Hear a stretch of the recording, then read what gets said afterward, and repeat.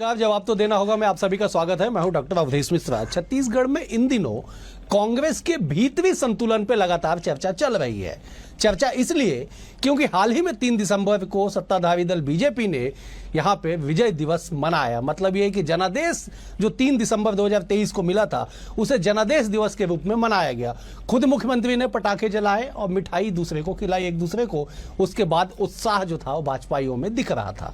लेकिन ठीक उसके एक दिन बाद पूर्व डिप्टी सीएम टीएस सिंहदेव से जब इस बात पे सवाल पूछा गया तो उन्होंने कमियां गिना दी कि कांग्रेस के भीतर कई कमियां हैं जिन पे काम करने की आवश्यकता है। जिसके बाद ये चर्चा होने लगी है कि कमियों खामियों पे गौर, कब सुधार करने पे देंगे जोर। आज इसी विषय पे चर्चा करेंगे, लेकिन उससे पहले देख लीजिए ये खास रिपोर्ट। 3 दिसंबर 2024 को राज्य की भाजपा सरकार ने बड़े ही धूमधाम से जनादेश दिवस मनाकर ठीक 1 साल पहले 3 दिसंबर 2023 को मिले जनादेश का मान बढ़ाया। इस दिन खुद राज्य के मुखिया विष्णुदेव साय ने अपने हाथों से पटाखे जलाकर लोगों को मिठाइयां खिलाई। तो वहीं राज्य भर में भाजपाइयों ने इस दिन को उत्साह पूर्वक मनाया। बात अगर कांग्रेस की करें तो कांग्रेस सत्ता गंवाने के 1 साल बाद भी अपनी कमियों पर ही चर्चा कर रही है। कांग्रेस के वरिष्ठ नेता और पूर्व डिप्टी सीएम टीएस सिंहदेव ने बड़ी ही साफगोई से कह दिया कि कमियां तो हैं, कहीं कहीं ज्यादा ही कमियां हैं। इतना ही नहीं, इससे आगे बढ़कर यह भी कहा कि हमें यह जानना पड़ेगा कि हम हार क्यों रहे हैं। विधानसभा, लोकसभा और उपचुनाव का जिक्र करते हुए यह भी कहा कि बीजेपी में जो है वो कांग्रेस में नहीं है। कांग्रेस को एक्सरसाइज की जरूरत है। कांग्रेस जरूर लोगों की पार्टी है, मगर कैडर हमारे पास नहीं है। अपनी भी कमी हमको आकलन करना पड़ेगा कि क्या कारण है कि हम जीत नहीं पा रहे, क्या कारण है कि हम पीछे रह पा रहे हैं। विधानसभा में अगर छत्तीसगढ़ के परिप्रेक्ष्य में चर्चा हो रही है तो हम क्यों पीछे रह गए। 71 सीट से हम 35 में क्यों आ गए। और कांग्रेस भी लोगों की पार्टी है, लेकिन कैडर जो ट्रेंड कैडर है, जो हर हफ्ते बुलाया जाता है, हर महीने बुलाया जाता है, उनकी ट्रेनिंग होती है, इंडोक्ट्रिनेशन होता है, वो हमारे यहाँ सिस्टम अभी नहीं चलता। कहते हैं कि राजनीति में मुर्दे कभी गाड़े नहीं जाते, क्या पता कौन कब काम आ जाए। मगर चुनावी परिणाम को इस कहावत से बिल्कुल ही पृथक रखा गया है। मगर हैरानी इस बात की कि कांग्रेस चुनावी हार के 1 साल बाद अगर कमियों, कैडर, एक्सरसाइज की जरूरत, समीक्षा जैसे विषयों पर चर्चा करेगी तो फिर आगामी चुनाव की तैयारी कब करेगी। खैर, यह तो कांग्रेस का अंदरूनी मामला है। हालांकि पूर्व डिप्टी सीएम के बयान पर मौजूदा डिप्टी सीएम विजय शर्मा ने तंज कसा। मीडिया से बात करते हुए विजय शर्मा ने कहा कि कांग्रेस वोट बैंक और तुष्टीकरण की राजनीति करती है, इसीलिए टिकी हुई है। जो स्थिति कांग्रेस की है वो स्पष्ट है। यूपी उपचुनाव में एक भी सीट नहीं जीते। महाराष्ट्र जैसे बड़े राज्य में महज 15 से 20 सीटों पर सिमट गए। हालांकि कांग्रेस के प्रभारी सचिव विजय जांगीर ने टीएस सिंहदेव का बचाव करते हुए कहा कि कांग्रेस सरकार के कामकाजों को जिस ऊर्जा से ले जाना था हम नहीं ले जा पाए थे। इस संदर्भ में बात कही थी। भाजपा के पास कोई फिक्स वोट बैंक नहीं होता और भाजपा वोट बैंक की राजनीति करती भी नहीं। कांग्रेस वोट बैंक की राजनीति करती है, तुष्टीकरण की राजनीति करती है। और जो स्थिति आज है, उत्तर प्रदेश के उपचुनाव में एक भी सीट पर वो नहीं लड़ी। महाराष्ट्र के इतने लगभग 300 सीटों के चुनाव में 15-20 सीटों में है। झारखंड में सरकार तो बनती है, लेकिन उनका हिस्सेदारी कितना है। बात इमेज पहले जो निष्कासन की बात थी, वो चुनाव में पार्टी ने जो हमारे उम्मीदवार दिए उनके खिलाफ उनकी शिकायत के आधार पर उनका निष्कासन या निलंबन हुआ था। किंतु अब ऐसी कोई बात नहीं है। लोकतांत्रिक पार्टी है, कार्यकर्ता अपनी बात अपने नेताओं के सामने रख सकते हैं। चुनावी हार जीत महज आंकड़ों में ही दर्ज हो जाती है। चाहे भाजपा के 2 से दोबारा और तिबारा सरकार बनानी हो या फिर एक समय में कांग्रेस के 404 सीट होने की। इन आंकड़ों के बीच राजनीतिक दलों का सियासी सफर लगातार जारी है। लेकिन छत्तीसगढ़ कांग्रेस के भीतर अब तक हार पर मचे हाहाकार को देखकर समझा जा सकता है कि इस हार के जख्म काफी गहरे हैं। Bureau report, BSTV Chhattisgarh. Report को देख के आप समझ गए होंगे कि कैसे 1 साल बाद भी चुनाव परिणाम के अभी भी उस मुद्दे पे चर्चा की जा रही है कि क्यों कांग्रेस पार्टी हारी। और चर्चा किनके द्वारा? पूर्व डिप्टी सीएम कांग्रेस के वरिष्ठ कद्दावर नेता टीएस सिंहदेव के द्वारा। आज इसी विषय पर चर्चा करेंगे। तीन बेहद ही खास और वरिष्ठ मेहमान हमारे साथ जुड़े। मेहमानों का तारुफ सबसे पहले आपसे करा देता हूं। बीजेपी की ओर से गौरीशंकर श्रीवास है, वरिष्ठ नेता है, प्रवक्ता है। गौरी जी आपका बहुत स्वागत है। कांग्रेस की ओर से विकास तिवारी है, आप वरिष्ठ नेता है, प्रवक्ता है। विकास जी आपका भी स्वागत है। बतौर राजनीतिक विश्लेषक सूबे के वरिष्ठ पत्रकार के शर्मा भी हमारे साथ है। के जी आपका भी स्वागत है। विकास जी, मेरा पहला सवाल आपसे है, कमियों और खामियों पे कब तक गौर करेंगे? एक साल बीत गए, टीएस सिंहदेव को कोट करके मैं कह रहा हूं, वो कहते हैं कि हम क्यों हारे विधानसभा, लोकसभा में हम और सीटें जीत सकते थे, उपचुनाव में हम 46,000 के अंतर से हार गए। कब तक हार पे चर्चा चलेगी? क्योंकि हर दिन आगे बढ़ने का दिन होता है राजनीति में। देखिए उदय जी, जैसे आप अपना एक चैनल चला रहे हैं, सबका अपना अपना एक संस्थान रहते हैं, रोज आप अपने चीजों को अपग्रेड कर रहे हैं। रोज जो संस्थान रहता है, पार्टी रहती है, राजनीतिक दल रहते हैं, हार जीत ये एक विषय होता है। देखिए भारतीय जनता पार्टी की 15 साल से रमन जी की सरकार थी और 14 सीट में ये औंधे ऐसा गिरे कि इनको भी नहीं समझ में आया। उसके बाद फिर इन्होंने हार की समीक्षा की, वो चीजों से उभरे। वही चीज कांग्रेस पार्टी भी कर रही है। भारतीय जनता पार्टी लगातार सभी चुनाव हारी, पंचायत से लेकर के नगर निगम, नगर पालिका, इनकी दुर्गति हो गई। फिर ये सरकार बनाए और कांग्रेस पार्टी की इतनी दुर्गति नहीं हुई कि 14-15 सीटों में सिमट जाए। तो हार जीत, सरकार आना जाना लगा रहता है। अब टीएस सिंहदेव जी ने जो बात कहा, वरिष्ठ नेता है, अपना उनका एक वजूद है, अपना एक कद है और कांग्रेस पार्टी के वो गार्जियन है। हम लोग जो छोटे लोग हैं उनसे सीखते हैं। उन्होंने जो बात कहा है कि हमको अपनी कमियों को खोजना है, तो इसमें कहीं कोई बात ऐसा तो नहीं आ रहा है कि वो पार्टी के खिलाफ बोल रहे हैं। और अभी आप देखो साय सरकार की जो बखेड़ियां, बृजमोहन अग्रवाल जी ने खुलेआम सीमेंट बढ़ोतरी के रेट में बात की तो साय जी घबरा करके सीमेंट का रेट कम किए।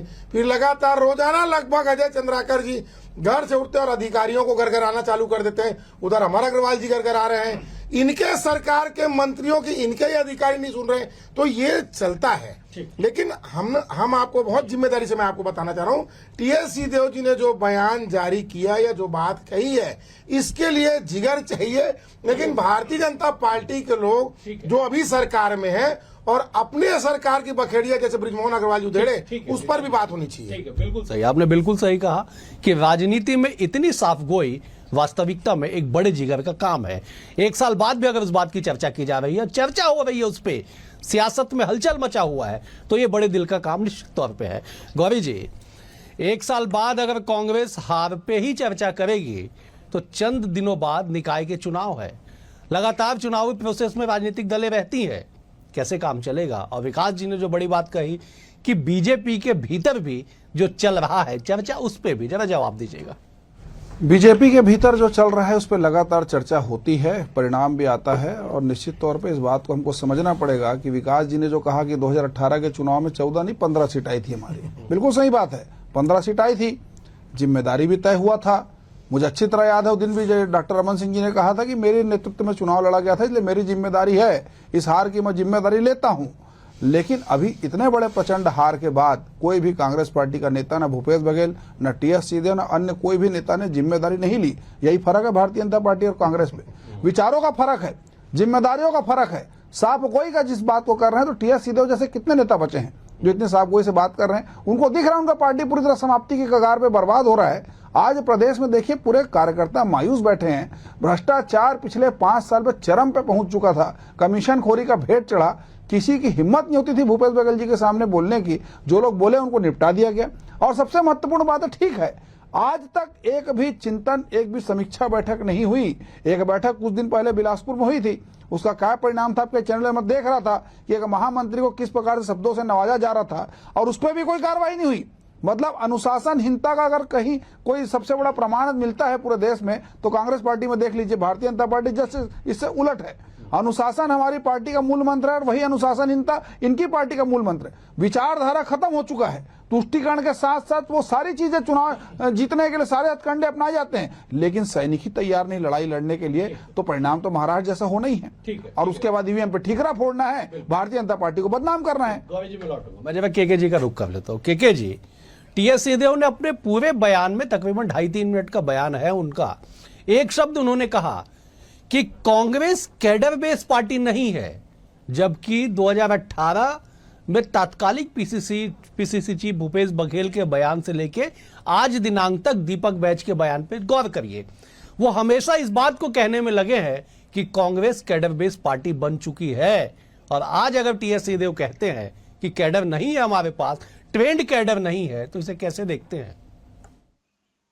देखिए, निश्चित रूप से भाजपा कैडर बेस्ड पार्टी के रूप में बूथ से लेकर के पन्ना प्रभारी तक की नियुक्ति करते रहे। कांग्रेस ने भी इस दिशा में कदम बढ़ाया। अभी जैसे उपचुनाव के ताजा उदाहरण में देखें तो बूथ स्तर पर बड़े बड़े नेताओं को जिम्मेदारी देके समिति का गठन किया था सभी बूथों में। तो ये एक कांग्रेस अपनी दिशा में आगे बढ़ रही है। जहां तक हार की समीक्षा की बात है तो कांग्रेस अपनी समीक्षा कर रही होगी, और टीएस बाबा की जहां तक बात है वो उप मुख्यमंत्री रहे हैं और स्वयं क्यों वहां पे हार गए। जिस तरह से बात आती है, रायपुर दक्षिण की बात आती है, बृजमोहन अग्रवाल की बात आती है बार बार, तो अभी भी ये कहा कि बिना बृजमोहन के चुनाव कांग्रेस जीत जाएगी। ये कांग्रेस के लिए प्लस की बात कही जा रही थी। सुनील सोनी को आज बृजमोहन अग्रवाल टिकट दिलाए, उनको जिताने में सफल हुए। तो एक नेता की बात कह रहा हूं। टीएस सिंहदेव सरगुजा क्षेत्र से आते हैं, सरगुजा के 14 के 14 में जब बीजेपी के विधायक थे, तो इस बार ऐसा क्या होगा कि 14 पूरा साफ हो गया, स्वयं टीएस सिंहदेव हार गए।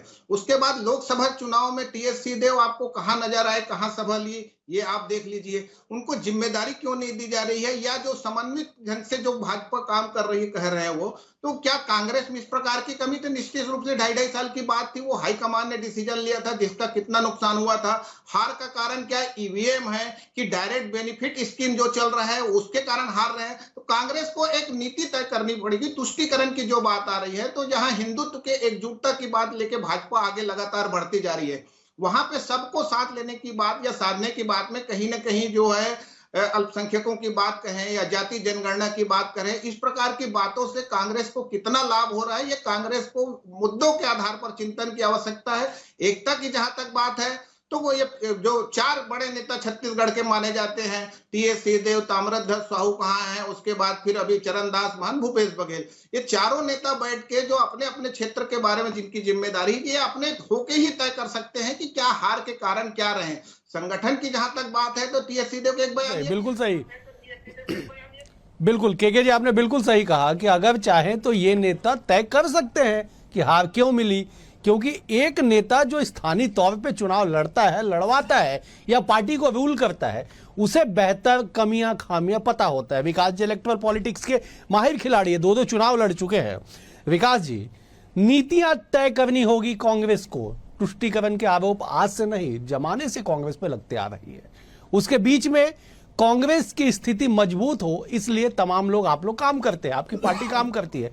ऐसे बयानों से क्या मोरल डाउन नहीं होगा? सामने निकाय चुनाव है चंद दिनों बाद। बिल्कुल नहीं होगा। इसमें मोरल डाउन होने वाली बात क्या है भाई?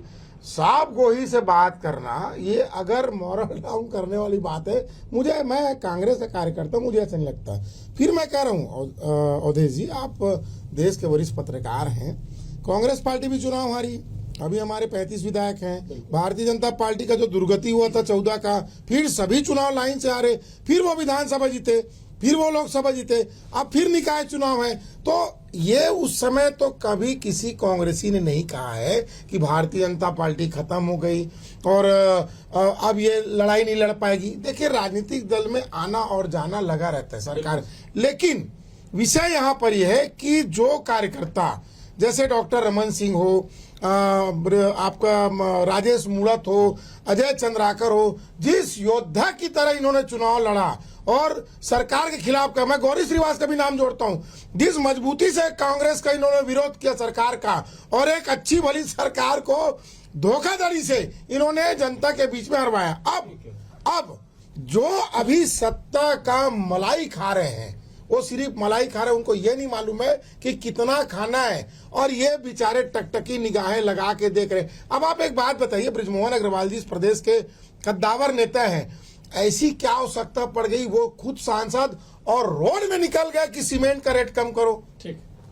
और अजय चंद्राकर जी को लॉ एंड ऑर्डर के बारे में बताना पड़ रहा है, अपने अधिकारियों को खुलेआम वो हड़का रहे हैं। तो निश्चित तौर पे भारतीय जनता पार्टी में जो भगदड़ है, ये पहले उनको देख ले। और रही बात टीएस सिंहदेव जी के बयान की, तो इसमें कोई मोरल डाउन नहीं होगा, ये हमारे लिए एक सबक रहेगा। ठीक है, गौरी जी जवाब दे दीजिएगा। जवाब देने के लिए आप कह रहे थे कि क्यों सांसद को सड़क पे उतर के सीमेंट के दाम, जो 2 बार विकास जी ने कहा, उस पर भी जवाब आना चाहिए।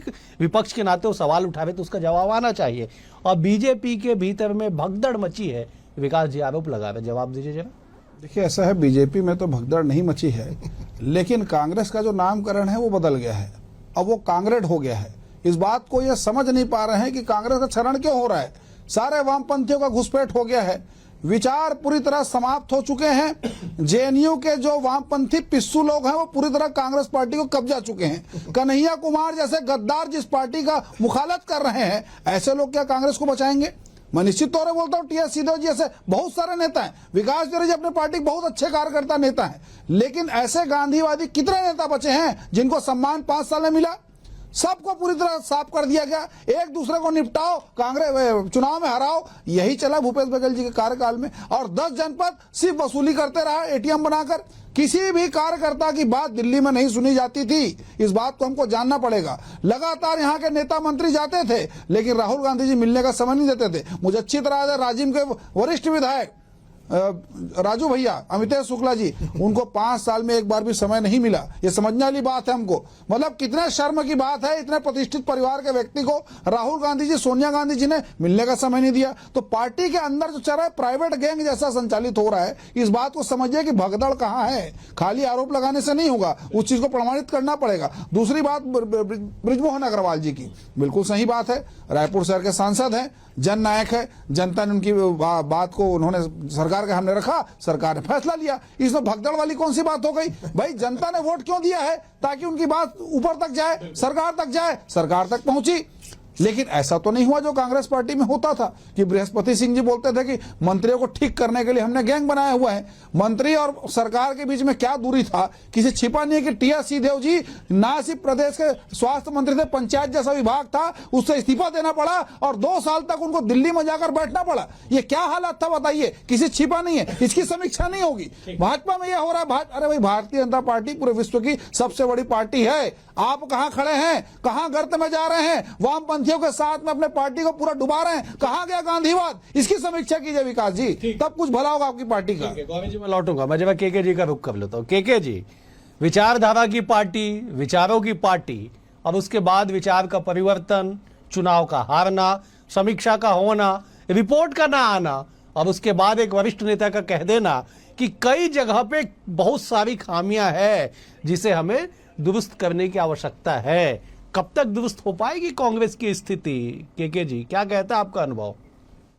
देखिए, निश्चित रूप से जो जीत जाता है उसकी वाहवाही होती है लोकतंत्र में, हार जाता है उंगली उसके ऊपर उठती है। तो कांग्रेस छत्तीसगढ़ में कमजोर नहीं है। मैं बार बार कहता हूं, 2003 से भी आप देखते जाएंगे तो कहीं न कहीं बीच में कभी विद्याचरण रागपा लेके आ जाते हैं, कभी अजीत जोगी लेके आ जाते हैं। तो ये वोट परसेंट जो 7%, 8% चले जाता है, इसका असर अब जिस तरह से बात आ रही है कि भूपेश बघेल नई पार्टी बनाएंगे करके एक आरोप लगता है, कभी कभी उन पर तमाम प्रकार के भाजपा के जो आरोप के केंद्र में भूपेश बघेल हैं। तो ऐसी स्थिति में जब डायरेक्ट फाइट होता है तो वोट का परसेंट नहीं होता। अभी मोदी की गारंटी, मतलब मोदी के नाम पर, मोदी के चेहरे और उनकी लोकप्रियता और उनके विजन के आधार पर आपने चुनाव लड़ा।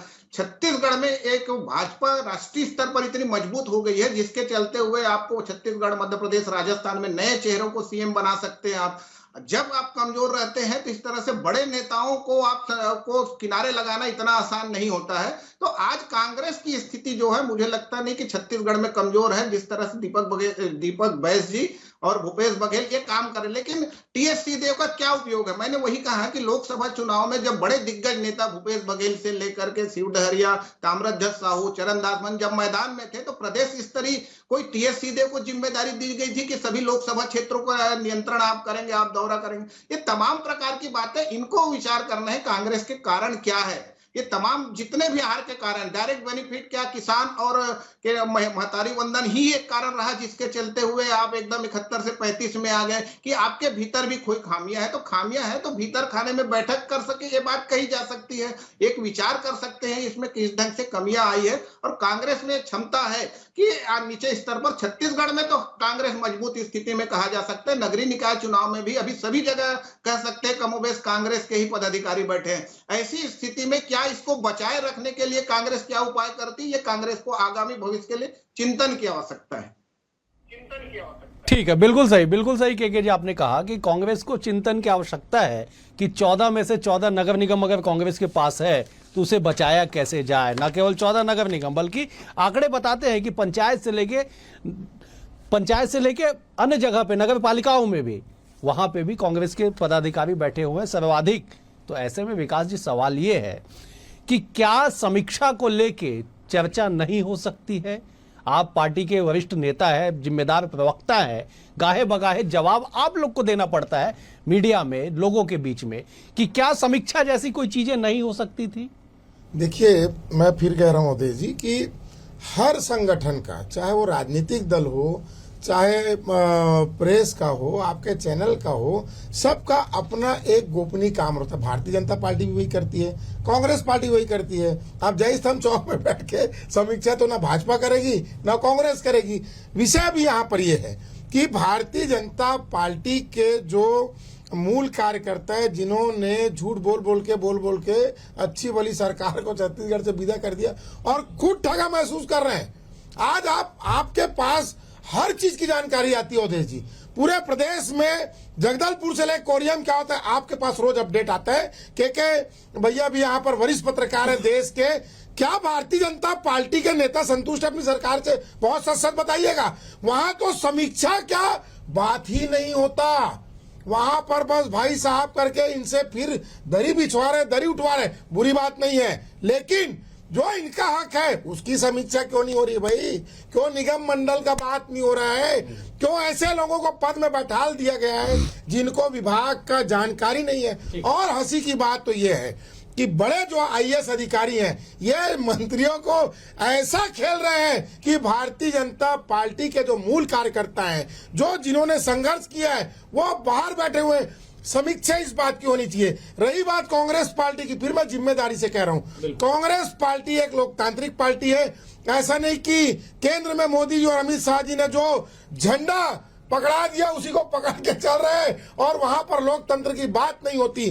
कांग्रेस में लोकतंत्र की बात होगी। और रहा बात अनुसार कांग्रेस में समीक्षा हो गई विकास जी। देखिए, ये मैं आपको फिर कह रहा हूँ, जय स्तंभ चौक में बैठ के तो काम नहीं होगा। और अनुशासन का बात है तो वर्ष 2000 में हम लोग देखे कि किस प्रकार भारतीय जनता पार्टी का कार्यालय एकात्म परिसर धू के चल रहा है। विकास जी, एक छोटा सा सवाल है। आपने बिल्कुल सही कहा कि किसी भी राजनीतिक दल की समीक्षा जय स्तंभ चौक पे सार्वजनिक जगह पे नहीं होगी, लेकिन सवाल यहाँ पे इसलिए आ रहा है क्योंकि TS Singhdeo deputy CM, Chhattisgarh के पहले उप मुख्यमंत्री, कांग्रेस के बड़े नेता, जो सरगुजा में 2018 में 14 में से 14 सीट दिलवाए थे, वो अगर सार्वजनिक कैमरे पर इस बात को कहते हैं कि समीक्षा की आवश्यकता है, कमियों को सुधारने की आवश्यकता है, इसीलिए सवाल उठ रहा है कि क्या समीक्षा हुई या नहीं हुई। देखिए, अब टीएस सिंहदेव जी पार्टी के बड़े नेता हैं, मैं वो समीक्षा समिति में तो अभी आ नहीं सकता, और जो भी होना है ये पार्टी के आला नेता तय करेंगे। गौरी जी, बार बार सवाल यही उठ रहा है, विकास जी यही कह रहे हैं कि कांग्रेस की बातों पे आप चर्चा कीजिए, लेकिन बीजेपी की बातों को भी बीजेपी को जवाब देना चाहिए कि क्यों इस तरह की स्थिति बनी हुई है। जरा बता दीजिए जरा। देखिए, ये अपने आरोप से बचने के लिए दूसरे पार्टी को पॉइंट आउट करके आप अपनी कमी को छुपा नहीं सकते हैं। आप समीक्षा की बात किए, इनको यही नहीं मालूम कि समीक्षा होगा कि नहीं होगा, कि हुआ है। मतलब जय स्तंभ चौक में बैठ के हम समीक्षा नहीं कर सकते, लेकिन एक दूसरे कुर्ता जरूर फाड़ सकते हैं, हम एक दूसरे को गाली से नवाज सकते हैं, ये काम जरूर होता है, लेकिन उस पर कार्रवाई भी नहीं होती है। तो इस बात की समीक्षा कौन करेगा भाई? जब पूरी गुंडागर्दी और सारे बदमाश लोगों का गिरोह पार्टी बन चुका है, अच्छे गांधीवादी नेता किनारे कर दिए गए हैं, वामपंथी लोग की घुसपैठ हो गई, जिस बात को मैंने कहा है, तो समीक्षा कहाँ होगी? कौन करेगा? पूरी पार्टी बर्बाद हो रही है, ये सारे कार्यकर्ताओं को दिख रहा है। मूल जो वास्तव में गांधीवादी कार्यकर्ता, अच्छे विचार वाले कांग्रेस के कार्यकर्ता पूरी तरह से किनारे हो चुके हैं। कुछ भारतीय जनता पार्टी में आ गए हैं, कुछ और राह तलाश रहे हैं। देर सवेर बहुत बड़ा विस्फोट कांग्रेस पार्टी में हो करेगा, जिसकी शुरुआत कहीं ना कहीं भूपेश बघेल जी ने कर दी है, जिस बात को भले छुपाने का प्रयास करे। अब ये बोल रहा है भारतीय जनता पार्टी भगदड़ के हालात हैं, मुझे तो कहीं भगदड़ के हालात नहीं दिख रहे।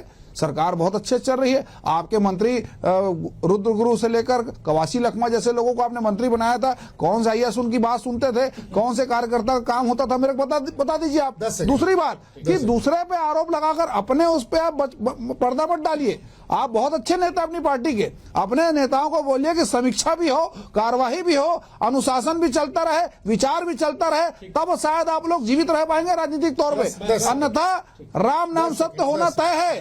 देश की जनता ने बोरिया बिस्तर बांध दिया आपका। 10 सेकंड। देखिए, हमारा राम नाम सत्य तो पार्टी मतलब सरकार जाने के बाद है।